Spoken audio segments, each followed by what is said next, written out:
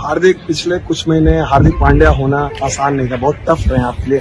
वहां से ये जो आपको लग रहा है कोई ऊपर वाला आपके स्क्रिप्ट लिख रहा है? सर डेफिनेटली मैं ना बड़ा ग्रेस पे मानता हूँ सर।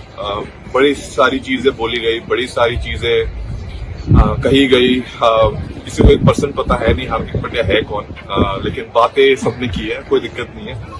बट मैंने हमेशा माना है लाइफ में आप कभी मुंह से जवाब नहीं देते हैं, हालात और चीजें जवाब दे सकती हैं। और मैंने वही जब वक्त भी मुश्किल था तब एक ही चीज मैंने खुद को बोली लाइफ में, आप ज्यादा देर तक नहीं चल पाए। और मुझे मैं ग्रेस में बहुत मानता हूँ।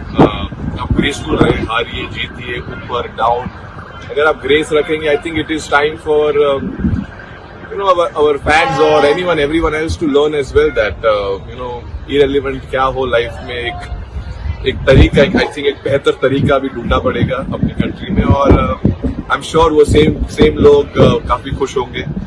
और बस बहुत ज्यादा कुछ कहने के लिए है नहीं। हार्दिक, जब वो आप आखिरी ओवर डाल रहे थे तो can you just tell us कि आपके मन में क्या था? 2016 में भी आपने आखिरी ओवर डाला था, आज यहाँ आखिरी ओवर डाल रहे थे। Did you actually feel the pressure कि अब सब कुछ मेरे ऊपर ही आ चुका है करके? Or do you enjoy? Because we get to see that you always enjoy taking these kind of moments. I think if I be very honest, उस same time I think I was enjoying it because ऐसे मौके life में बहुत ही कम लोगों को मिलते हैं जहाँ लाइफ बोलते हैं ना एक चेंज हो सकती है मोमेंट। ऑब्वियसली यहाँ ऑपोजिट भी जा सकता था चीज, वो मुश्किल, लेकिन मैं हमेशा आधा ग्लास फुल समझता हूँ, कभी आधा ग्लास खाली नहीं समझता। तो आई थिंक उस मोमेंट पे मुझे पता था मैं प्रेशर लेके कुछ फायदा है नहीं। प्रेशर आई थिंक सब बाहर ले ही रहे थे, तो मैं कोशिश कर रहा था कि अपनी स्किल सेट पे मैं कैसे ध्यान दे पाऊँ और एग्जीक्यूट कर पाऊँ। और इससे बेहतर मौका था ही नहीं। पूरे जो मतलब पूरा चीज जो होना चाहिए, I think eventually came down, it was written मेरे लाइफ में। आई थिंक ये मोमेंट लिखा हुआ था। और बोलते मैंने पहले ही बोला था, लक हमेशा जो मेहनत करते हैं उनके ऊपर आता है। सो कोशिश की थी मेहनत करते रहूं, सब नीचे रखूं और हंसते रहूं। और आज एक और काफी लंबी हंसी रहेगी काफी टाइम तक। सो बहुत खुश हूँ। ये जो पूरा टूर्नामेंट है, इसमें आपने पहले लेग में तो बहुत ही शानदार बॉलिंग भी की, इसमें तो आपके यहाँ पे आके बैटिंग भी शानदार की। तो पूरे टूर्नामेंट को अगर आपके पर्सपेक्टिव से देख रहे हैं तो कैसे आप उसको बोलेंगे?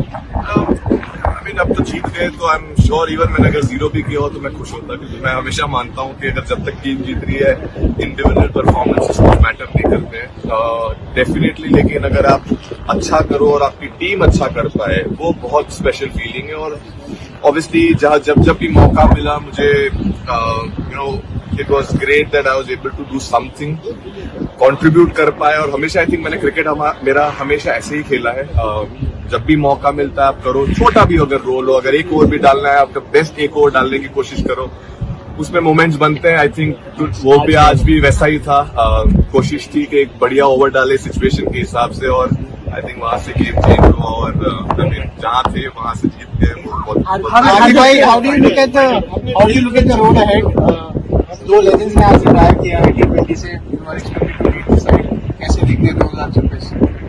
आई मीन 2026 बहुत लंबा टाइम बाकी है। I think very very happy for Ro and Virat. It has been I think very special, two giants of Indian cricket, two legends of Indian cricket who I think thoroughly deserve this. And it's been so amazing playing with them for so many years in this format. And obviously we all will miss them, but at the same point of time, I think this is the best farewell as a teammate and as brotherhood which we have created in this group we can give them. I mean, they've been giants. I can't say much about them. They've been legends in this field. I mean, all formats, not just this format, but definitely, very, very happy for them to end like this and, enjoy and keep this memory for the rest. Dhoni मैंने लिखा thanks for the birthday gift.